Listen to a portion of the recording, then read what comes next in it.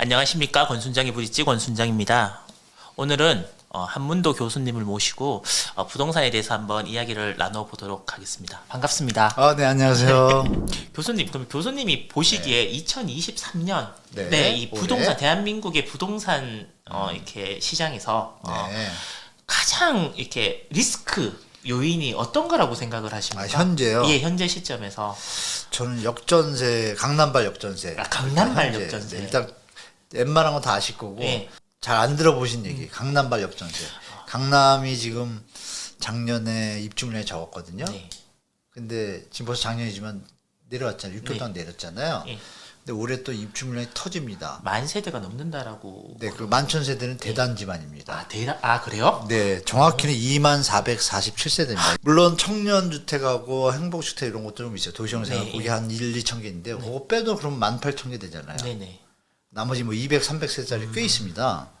강남에서 2, 300세대는 큰 거거든요. 서울에 집 지을 데가 없어갖고 집이 계속 그거 왜 모자라는 거잖아요. 그러냐면 예. 우리 여러분 기억에 더듬으시면 2017년도, 18년도에 정부에서 그 분양가 상한 이제 뭐 이렇게 막 쪼이고 관리처분 막 들어왔잖아요. 네네. 그때 조합들이 빨빨 해가지고 무더기로 그때 인가를 받은 게 이제 몰리기 시작하는 겁니다. 예. 입주가 그 시기가 이제 불행히도 이제 하락기로 올해가 맞아요. 된 예. 거예요. 그래서 강남에 1만 세대 이상 들어오는 경우, 서울의 이 적정 입주 물량이 3만 세대, 3.5만 세대잖아요. 근데 강남 4구에 2만 세대가 몰려 있으면 어떤 일이 벌어지는지 보이지 않나요? 예. 강남 4구는 정말 힘들겠구나. 올해는 그렇게 좀 예측하고 후년도 또 마찬가지예요. 후년도 또 세고 그 다음 후년은 또 둔촌중공이 또 많이 청이 들어오니까 강남이 의외로 힘을 못 쓸 수도 있다. 3년 연속 만 세대가 넘게 계속 대단지만 해서 꼭. 그렇죠. 오랜만에 일이죠. 강남이.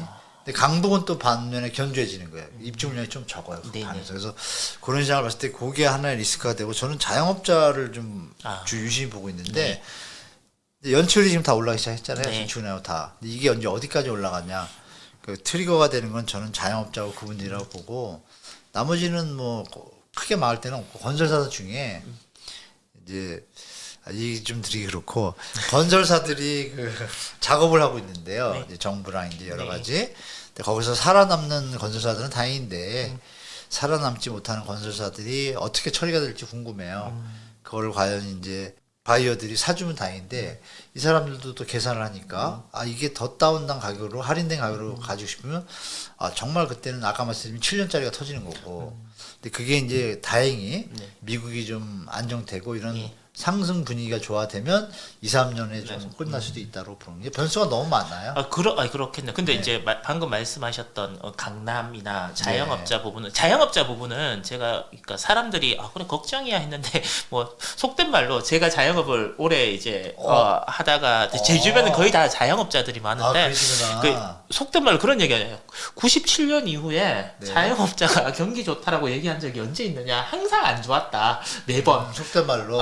속된 말로 이제 그러니까 그 얘기 너무 많이 들어서 뭐 작년에도 자영업자 안 좋았다 그러고 올해도 그러니까 그거는 큰 문제가 아니지 않겠느냐라고 했는데 이게 하락기 부동산이 상승기에 때니까 맞습니다. 이 하락기에 그 자영업 대출 받으셔갖고 집 사셨거나 이러신 분들이 대출 금리도 올라가고 또 장사는 안 되고 그럼 그걸 못 갚고 이러다 보면 이번엔 진짜 큰 문제가 될 수도 있겠다는 생각이 이제 저도 방금 막 들었거든요. 사례 하나 말씀드릴게요. 반포에 이제 어떤 아파트인데요. 전화가 딱 왔는데 자기가 35억 가던 게 예를 들면 35억 가던 게 너무 내려와서 그래서 팔아야겠다고 하고 있는데 갑자기 사업체에 문제가 생긴 거예요. 그러니까 이제 시세가 27억까지 내려왔대요. 35억짜리가. 그래서 27억에 내놨대요. 근데 전화가 딱 한 통 오더래요. 오랜만에 와가지고 그 2억 더 깎아주면 사겠다고 저쪽 매수자가 그러더래요. 그러니까 이분도 회장이잖아요. 무슨 기분 나쁘게 안 해! 이러면서 전화 온 거예요, 저한테. 한 교수 이거 뭐 이런 놈들이 다 있어. 2억씩 깎으니까 화나잖아요. 근데 제가 파라 그랬거든요. 제 생각엔 더 내려갈 수도 있으니까 파십시오. 아니면 그러면 5천이나 1억 이렇게 조정해 보시라고. 그래서 결국 5천 더 받고 파셨거든요. 지금 고마워하세요. 그러니까 흐름이라는 게 있는데 그런 분들이 많이 나올 수도 있는 지금 상황이잖아요. 그래서 그게 이제 시장이 어느 정도 하는지 정부는 지금 알고 있거든요. 계산해놔가지고. 그래서 아마 이렇게 급하게 규제안을 풀어쓸 수도 있다라고 저는 봐요. 이게 보이지 않는 뭐 히든 리스크들도 아시면 많잖아요. 그냥 방송에서 얘기하기 좀 불편한 것들 네. 그런 걸 생각할 때는 제가 볼 땐 지금 말씀하신 그런 부분 자영업자 분들 정부가 좀 케어를 잘했으면 좋겠다는 생각이 듭니다. 예. 그리고 제가 사는 아파트 밑에 네. 원래는 돈가스 집을 하셨는데 네. 장사가 안 되셔서 오른쪽 간판은 돈가스고 왼쪽 간판은 그 또 이제 국밥집을 해서 두 개 네. 같이 하시더라고요. 저게 되나 그랬다가 같은 주인이십니다. 얼마 전에 그 간판을 다 떼고 저가 치킨 가게를 또 이제 오픈을 이제 하셨어요. 그걸 보면서 제가 이제 거기 이제 왔다 갔다 하면서 제 일은 아니지만 제가 할 수 있는 일은 뭐 남의 치킨 같지 먹고 않네요. 돈가스 한번 먹고 뭐 이런 거밖에 남의 같지 않네요. 근데 정말 힘들겠다라는 생각을 힘드시죠. 되게 많이 맞아요. 했거든요. 그래서 물론 뭐 부자분들은 또 자기들이 열심히 먼저 앞을 내다보고 또 준비도 맞아요. 하셨겠지만 네. 그냥 먹고 살기 바빠서 오늘만 열심히 사시다 보니까 그런 분이 많죠. 네. 어떻게 바뀌신지 모르고 지금 네. 이렇게 힘들어하신 분들을 위한 대책이나 이런 부분들도 조금 더 이렇게 좀 신경 쓰면 참 예. 좋을 것 같아요. 좀 예. 이렇게 세밀하게 맞습니다. 이렇게 좀 예. 해주셨으면 하는 바람을 한번 전해봅니다. 교수님, 네. 교수님은 부동산에 있어갖고 제 뭐 금리가 중요하다는 얘기도 있고 미분양이 중요하다는 얘기, 전세가가 중요한 네. 얘기, 뭐 다 여러 가지 얘기가 쭉 있는데 어떤 부분에 있어갖고 집값이나 이런 걸 뭐 모니터링 할 때 요런 네. 요런 것들을 한번 주의 깊게 보면 도움이 많이 되겠다라고 하는 그런 지표 이런 것들이 있으면 좀 알려주십시오. 제가 개인적으로 보는 지표는 있죠. 기본적으로 뭐 다 아시는 많이 들으셨을 텐데 팩트 보통 분들은 세 개를 놓으세요. 네. 거래량, 거래량. 추이 그리고 전세가의 비율, 네. 전세가가 내려가나 네, 올라가나 올라가나. 이거하고 네. 미분양의 증가 감소. 네. 요 세 개만 놓으시고 네. 이게 이제 하방 쪽으로 가는 요인들이 세 개가 다 하는 날이 있어요. 네. 그럼 이건 100% 하락이에요. 100%. 네, 네. 제가 다 해보니까 여기다 이제 경매 지표라는 거 있잖아요. 네. 근데 경매 지표가 이 세 지표보다 선행하는 경우가 있습니다. 이 네 개가 다 가리키면 일단 이건 1년, 2년은 가는 거예요. 근데 그게 작년 제가 막 들을 때부터 이게 나타났거든요. 그 네 개만 기본적으로 보시면 되고 네. 뭐 우리 앵커님도 아시지만 미국의 금리를 당할 장사는 없잖아요. 네. 단 이런 건 있죠. 우리가 노무현 정부 때도 금리가 3%에서 집값이 오르니까 5.25로 올렸거든요. 네. 올리는데도 집값이 계속 올랐어요. 그 이유는 부담 가능한 수준의 집값이었다는 거죠. 대출을 부담할 수 있고 그리고 미래에 대한 소득에 대해서 예측이 됐어요. 그때 경제 성장률 아시잖아요. 6, 7%예요. 지금 1, 2%가 아니라 그 전에 막 80%였고. 그러니까 집값이 3년 동안 20, 30% 올라도 쫓아갈 수 있는 거예요. 네. 그러니까 쫓아갔던 거지만 지금 그게 아니잖아요. 그래서 그런 부분까지 이제 글로벌 상황도 보시면 더 좋죠. 그렇겠네요. 예전에는 뭐 집값이 6, 7억 했다면 지금은 네. 앞에 일자가 붙어서 16억, 17억 하니까 네, 맞습니다. 그러니까 그 갭 차이가 뭐 예를 들어서 뭐 6억에 5%랑 16억에 5%랑 완전 틀리죠. 완전 다른 거니까. 그 와중에 우리 페이나 버시는 자영업자분들의 그 볼륨은 소득 증가는 네네. 그거하고 갭이 생기니까 더 벌어진 거잖아요. 그런 부분 때문에 그런 거 같이 보시면 좋을 것 같아요. 소득 수준 같은 거.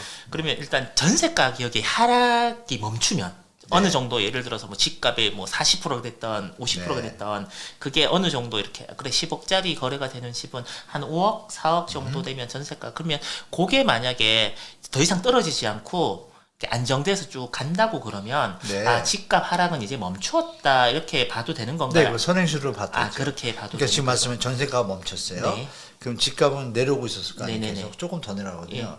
그럼 이제 이게 접어지는 점에 네. 사람들이 전세값하고 집값이 더 내려왔으니까 네. 그럼 전세돈을 활용해서 매입으로 들어갈 수도 있잖아요. 그럼 거래량이 조금 늘잖아요. 네. 그러면 전세가 비율이 높아졌죠. 그 대신 거래량이 늘어나죠. 네.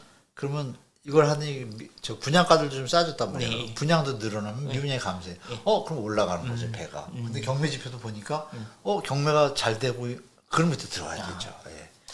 간단합니다. 그래서 어렵지는 않습니다. 이렇게 어렵지 않은데 왜 사람들은 이렇게 금액이 너무 커서 그런가요? 그 사람들이라는 거는 저 언론들의 문제죠. 제가 볼 때 네. 우리 대부분의 지금 이제 시장이 바뀐 것 같아요. 네. 왜냐하면 유튜브가 이제 발전하기 시작했잖아요. 네. 지금 이번 대책도 지금 잘 안 먹히는 이유가 저는 유튜브의 발전 때문인 것 같아요. 시청자들이 너무 가짜 뉴스라는 게 판명이 많이 됐잖아요. 영끌할 때 언론들이 부풀린 게 속았구나 막 이러니까 뭐 이번에 어디 기자가 뭐 돈 받고 이런 것도 막 나오잖아요. 네, 기자들이 뭐, 네. 믿을 수가 없구나 이런 판단까지 드니까 이 시청자들이 유튜브를 보면서 옥석을 가리니까 네. 교차 크로스가 되니까 크로스 체크가 되니까 시장을 냉정해 보잖아요. 그래서 제가 볼 때는 지금 전세값이 안정되고 이런 것들이 데이터가 일반 기사에서는 잘 안 보이자 안 네, 내주잖아요. 다 신고가만 나오죠. 네. 그러니까 유튜브를 조금 활용하시면 제가 볼 땐 전혀 시장에 휘둘리지 않으시고 천천히 뭐 자산 관리나 내 집 마련에 큰 무리 없을 거라고 좀 말씀드릴게요. 금융이나 특히 부동산 쪽에 계시면 굉장히 돈 많으신 분들, 뭐 보통 우리가 흔히 말하는 많이 회장님들을 만나요. 많이 뵀을 많이 거네요. 뵙죠. 네. 근데 왜 이렇게 서민이나 네. 어려우신 분들 얘기를 많이 하시나요? 보통은 아, 그분 저요?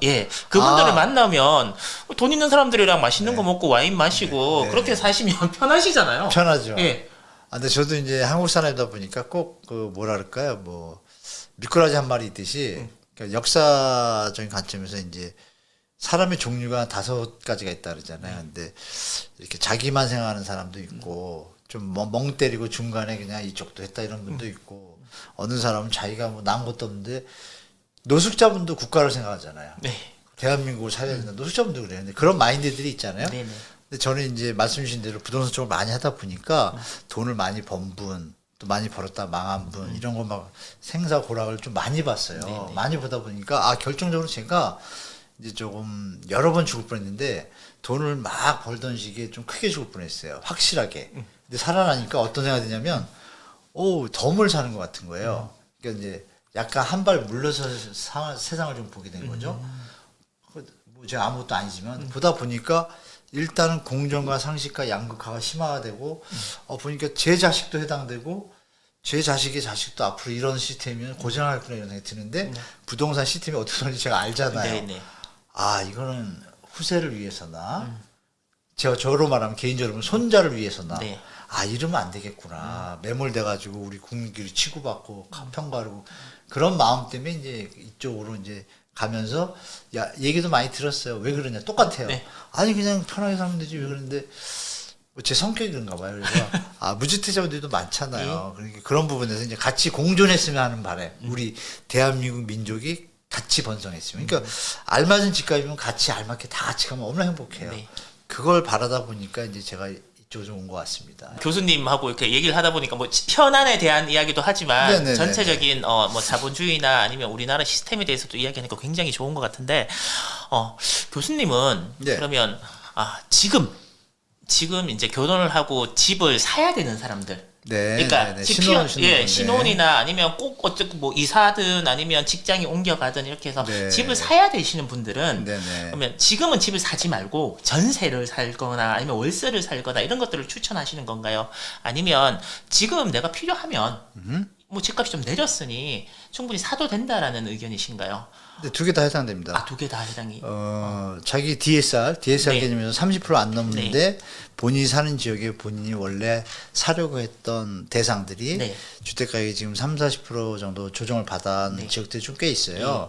그렇다면 우리가 이렇게 생각하면 되겠죠. 물가 상승률하고 이 장기 선은 우상향하게 돼 있잖아요. 네. 우리나라 전 세계 지금 자본주의 시스템상. 네네. 2-3% 복리를 계산하면 딱 나오잖아요. 네. 근데 지금 이제 갭이 벌어졌고 갭이 좁혀지고 있잖아요. 네. 좁혀지는 중에 지금 말씀은 신혼부부예요. 네. 근데 DSR 개념이라는 건 지금 금리가 5%인데 DSR 개념을 넣는데도 30%밖에 안 된다. 금리가 만약에 2% 내려면 DSR이 15% 줄거든요. 부담이 없잖아요. 그럼 여기서 느끼는 게 뭐냐면 집을 가지고 돈을 잘 버는 사람들이 많아요. 자기 집이 안정되면 네. 보이지 않는 기회 편익 비용이 있잖아요. 만약에 자제분들까지 있으면 더합니다. 신혼부부분들 만약에 아기를 낳았어요. 네. 지금 뭐 투자한다고 하셔가지고 안 사고 막 기다리고 있는데 아기가 만약에 신혼부부지만 아기도 있을 수도 있잖아요. 네. 아기들이 유치원 다니고 그러는데 방이 없고 말다 보면 불편한 것도 있잖아요. 이제 그런 걸 다 종합해 보시는 어떤 해안도 필요해요 지금은. 그래서 내가 버는 게 얼마인데 부담이 이 정도면 그래 집값이 지금 10% 비싸다고 가정을 하자. 근데 샀을 때 그럼 10% 손해를 본다? 근데 그 돈을 내가 안 팔고 20년을 산다는 게 무슨 의미가 있어요? 네. 여기서 내가 벌어서 열심히 나의 일을 하는 것이 더 현명하거든 분명히. 이거 머리 굴리는 시간에 그죠?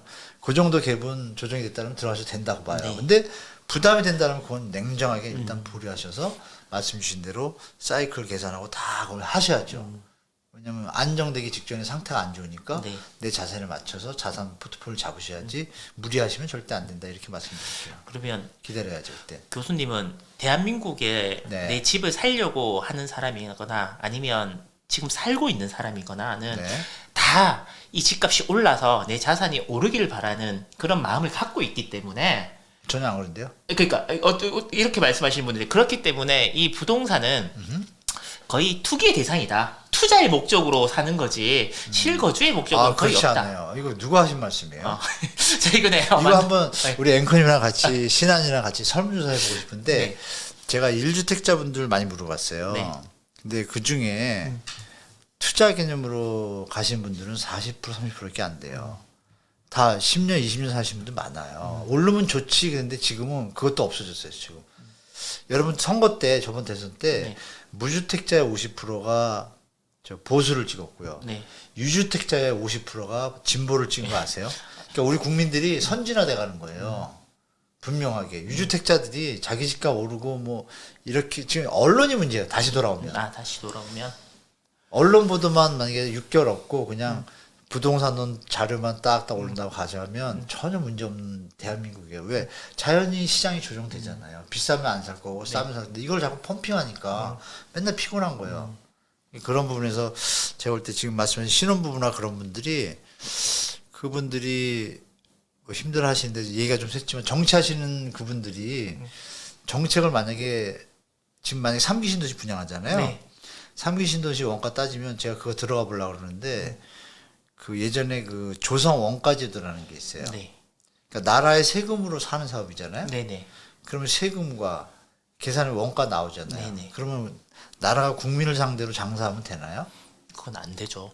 명분 하나 있어요. 돈 남는 돈으로 임대주택을 진다. 이거는 괜찮아요. 네, 그거는, 네. 근데 그럼 투명해야 되잖아요. 네.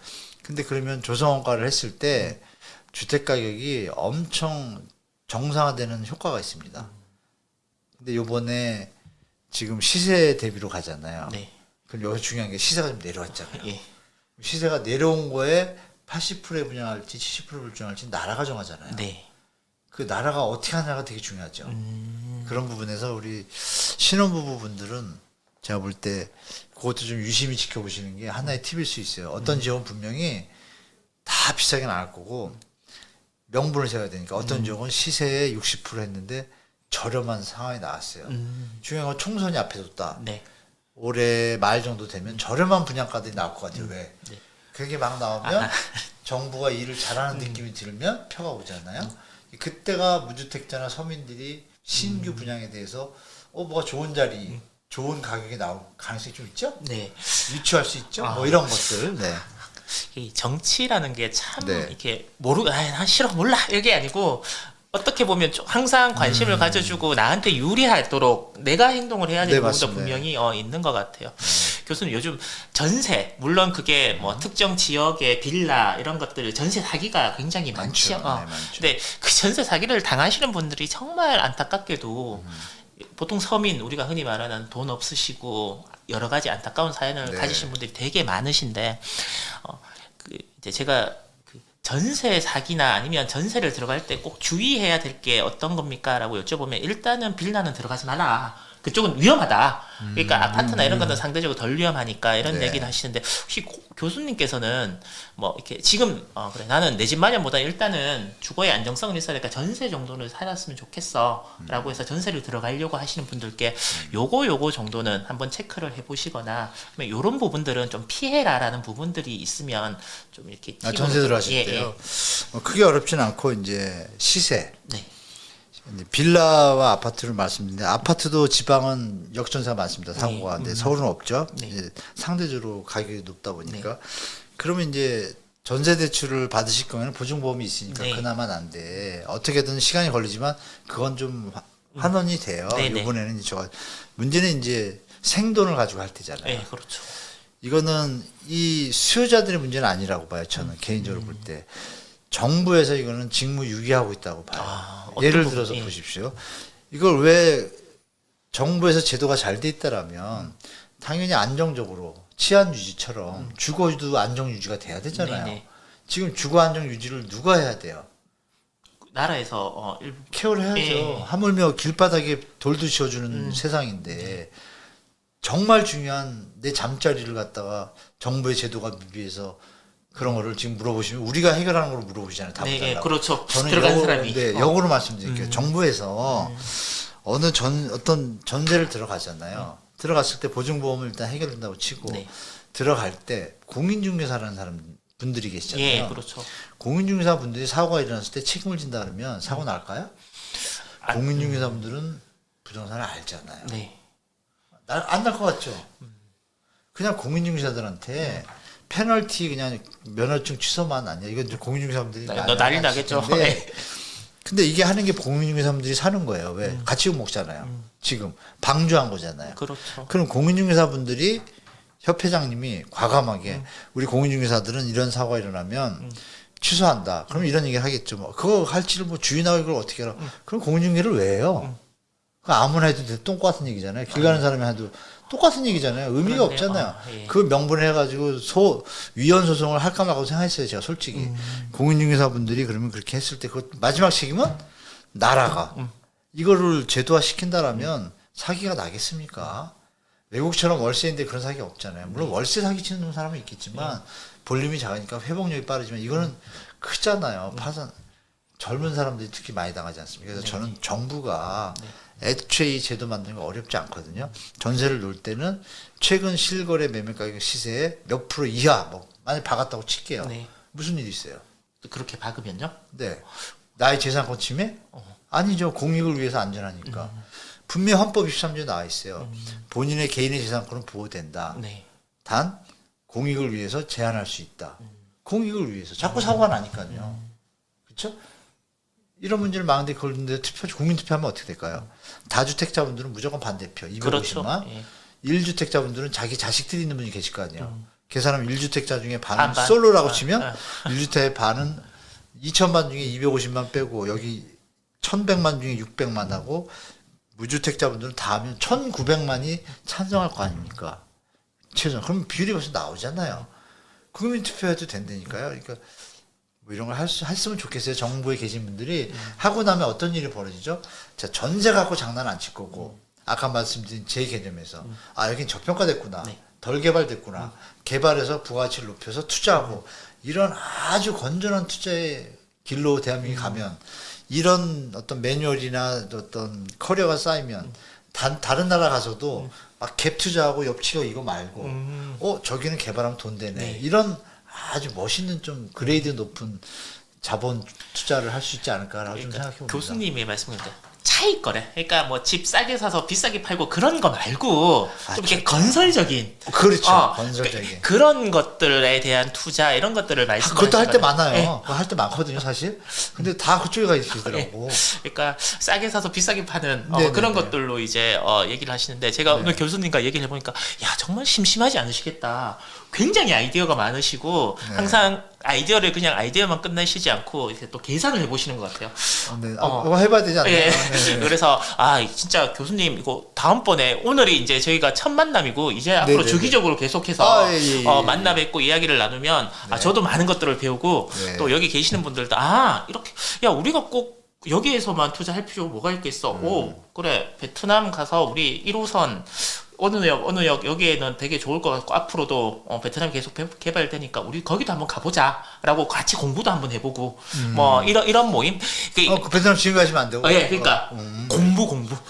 맞아요. 그러니까 꼭 제도도 공부하고. 예, 우리나라에서 강남을 20억에 사는 게 맞냐, 30억이 되는 게 그렇죠. 맞냐 이런 소모적인 그거보다는, 논쟁보다는 맞아요. 앞으로 다른 나라 네. 개발도상국이 우리나라만큼 발전할 거니까 이런 식의 발전이 되면 이런 식의 투자나 아니면 뭐 맞아요. 이런 식의 뭐 판매 이런 것들도 한번 고민을 해볼 수 그럼요. 있는 그런 시간을 가질 수 있을 것 같아요. 맞아요. 우리 엄청난 에너지가 있으니까 잘하실 것 같습니다. 다음에 또 뵙겠습니다. 고맙습니다. 네, 감사합니다. 안녕.